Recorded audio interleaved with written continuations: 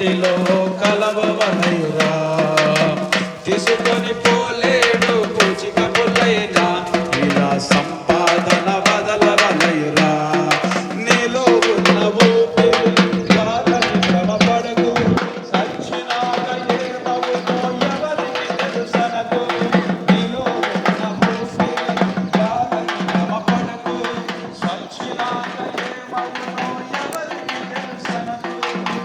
నీలోని ఆత్మకు నరకం స్వర్గం, నిర్ణయించు సమయమిదే కన్ను తెరచుకో.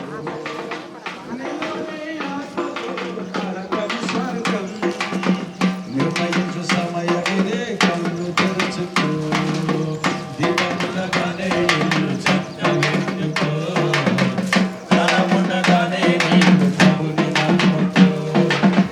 దీపమునగానే ఇల్లు చక్కబెట్టుకో, ధనమునగానే నీవు ప్రభుని నమ్ముకో.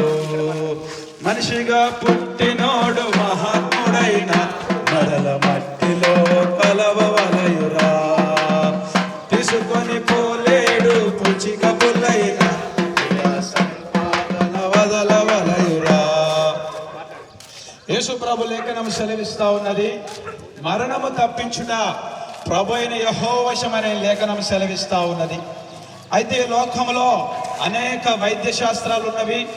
అనేకులు ఒక్కొక్క స్పెషలిస్ట్గా మానవుడు ఉన్నాడు. డాక్టర్గా, యాక్టర్గా, వ్యవసాయదారులుగా, కూలి పని చేసే వ్యక్తులుగా ఒక్కొక్కరికి ఒక శక్తి ఉన్నది, బలం ఉన్నది, జ్ఞానం ఉన్నది, పనిచేసే తీరు ఉన్నది. అయితే దేవుని లేఖనం అంటుంది, మరణము తప్పించుట ప్రభు అయిన యెహోవా వశం. అయితే ఈయన పరమ వైద్యుడు, మరణము తప్పించే దేవుడు, మరణాన్ని తప్పించే పరమ డాక్టర్ అయి ఉన్నాడు. కాబట్టి మరణాన్ని ఎవరు తప్పించలేరు. ఈ లోకంలో కష్టాలు వచ్చినా, బాధలు వచ్చినా ఒక ఊరిని విడిచి ఇంకొక ఊరికి వెళ్తాం, ఒక పట్టణాన్ని విడిచి ఇంకో పట్టణానికి వెళ్తాం. కానీ మరణము ఎవరమో చెప్పే నేనైనా విన మీరైనా ఇక్కడ తప్పించుకోలేమో.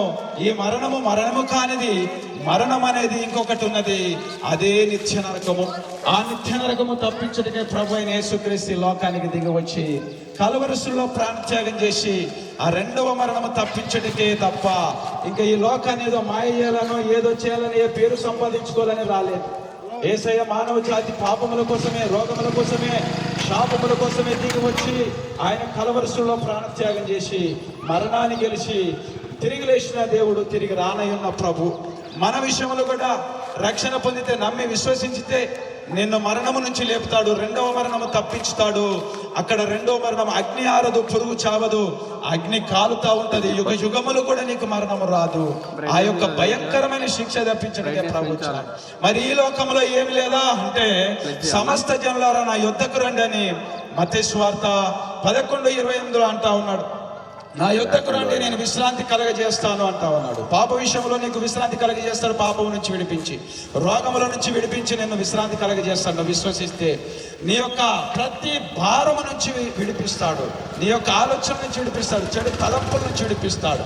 అందుకనే మారు మనసు పొంది పాపక్షమాపణ నిమిత్తము ప్రతి వాడు యేసుక్రీస్తు నామమున బాప్తిస్మం పొందుడి అంటా ఉన్నాడు. ఈ లోకంలో ఉన్నప్పుడు నీ మనసు మార్చుకో. దొంగగా ఉంటే మారు, త్రాగుబోతుగా ఉంటే మారు, దూషకునిగా ఉంటే మారు, నరహంతకునిగా ఉంటే మారు. వీటి ప్రయోజనం అంతా ఏంటిదంటే నరకం.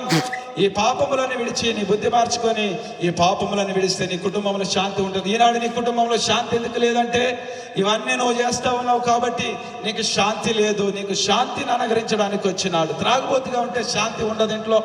పిల్లలు, తల్లి ఏడుస్తూ ఉంటారు, ఇదిగో దాని నుంచి నేను విడిపిస్తాడు దేవుడు.